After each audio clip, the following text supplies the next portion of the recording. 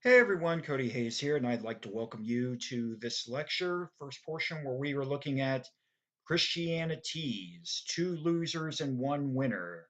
And we have an icon on the screen of the fiery-eyed savior. And even though two of these groups are considered the losers, they could have easily been right. They could have possibly have been right in terms of their Christology. But starting off with one of the groups that's considered a loser, we have the adoptionists or the Ebionites. Ebionite refers to poor ones in Hebrew. The adoptionists or the Ebionites, poor ones in Hebrew, they held that Jesus was the biological son of Mary and Joseph, but that he became God's adopted son at his baptism by John the Baptist.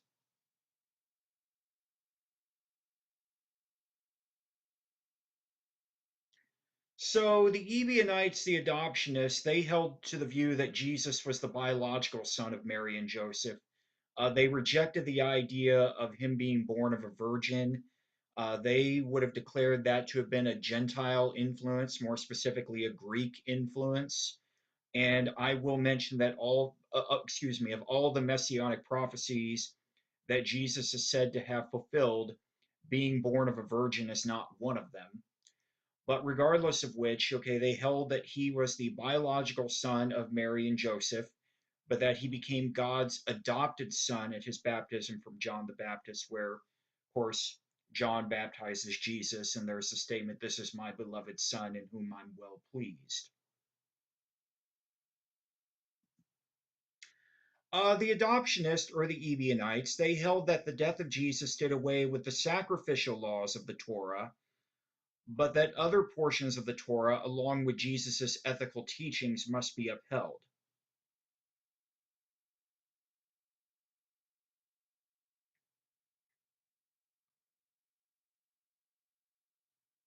So the adoptionists, the Ebionites, they held that the death of Jesus did away with the sacrificial offerings, which would essentially be the sin offerings and the purity offerings, which often at times the word sin is used to describe those offerings, even though many commentaries will mention that the use of sin there is misleading because of how the term sin is commonly used.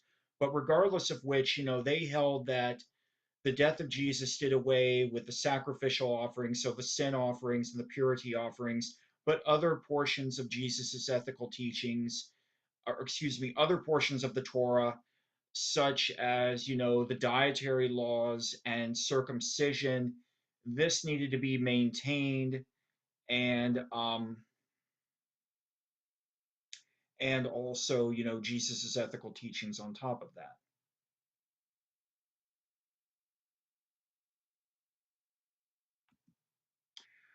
The adoptionists, they had a strong respect for the Gospel of Matthew, minus the first two chapters, which they held was a corruption of the text.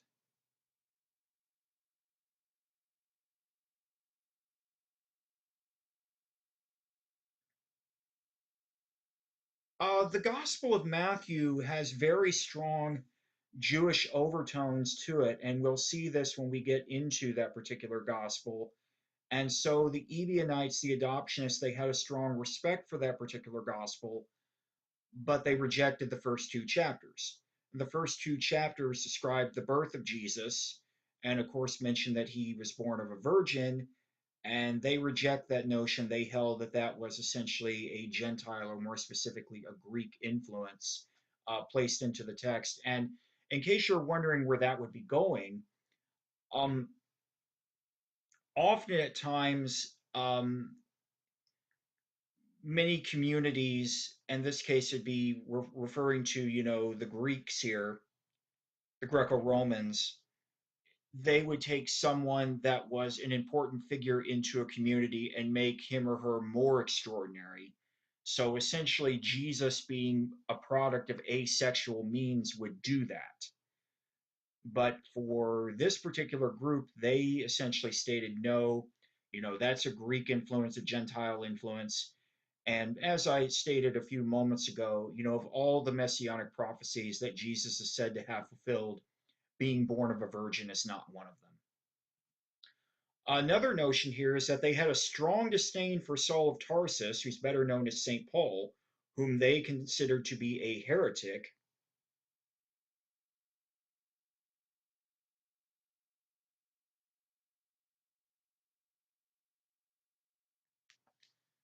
So they had a strong dislike for Saul of Tarsus, St. Paul. They considered Paul to be a heretic. Paul refers to them in one of his writings, I think particularly in the letter to the Galatians, he refers to them as the Judaizers. But essentially, their attitude towards Paul really relates to Paul's attitude regarding the Jewish law, the Torah. Um, Going to the Gospel of Matthew, in the Sermon of the Mount, Jesus talks about how, don't think that I've come here to do away with the law, the Torah. I haven't come to do away with it, but only to have it fulfilled. Well, what exactly did that mean? Well, from the perspective of the adoptionists, the Ebionites, the fulfillment was, the sacrificial laws, the sin offerings, and the purity offerings. But other portions need to be maintained. Whereas for Paul, he held that Jesus' death fulfilled all of it. Another particular group here, or really a variety of groups, that's considered to be another one of the losers, even though, again, they, whichever form you want to look at, could have just as easily been, could have been right, conceivably right. But you have here the Gnostics. Gnostics, the word Gnostic is Greek for knowledge, they claim to have possessed secret knowledge of Jesus' teachings.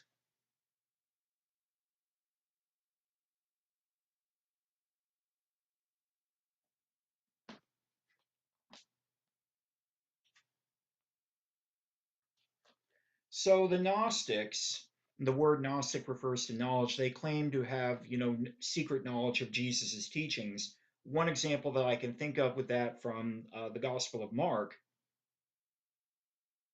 is where Jesus, speaks this parable um, to the crowd per se, but parables can often be difficult to understand. Yet he explained the meaning behind the parable to his disciples in private. Well, what exactly did Jesus tell his disciples? Well, the Gnostics, or at least particular forms of it, be like, well, we know what he told. And for the Gnostics, the flesh was evil and the spirit was pure.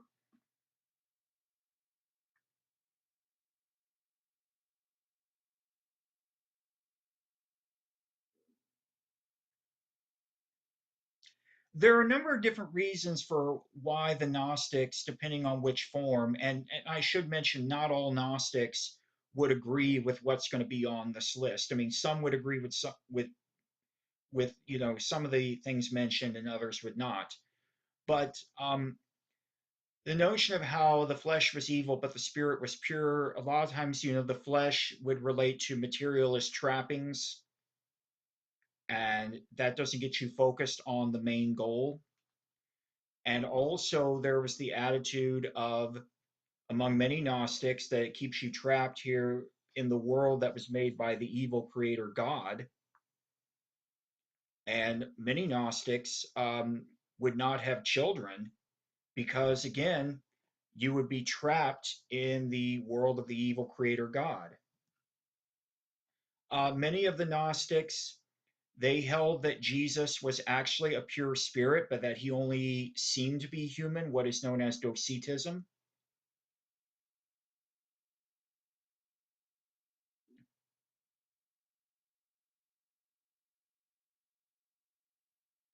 Docetism, it's a Greek word that means to seem.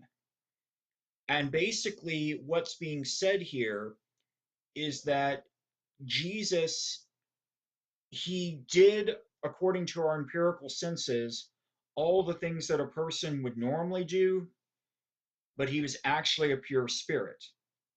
But that he seemed to be human, to seem, docetism. Essentially, this particular form of Gnosticism dehistoricized Jesus more than any other by stating he was really, in fact, a pure spirit, but he but that he only seemed to be human, according, of course, to our empirical senses. Well, I think that we'll stop here, but when we come back, we should finish up a little bit that we have left with the Gnostics, and then mention the form of Christianity that was the ultimate winner, and that all modern day Christians descend directly or indirectly from. So take care. I will symbolically see you then.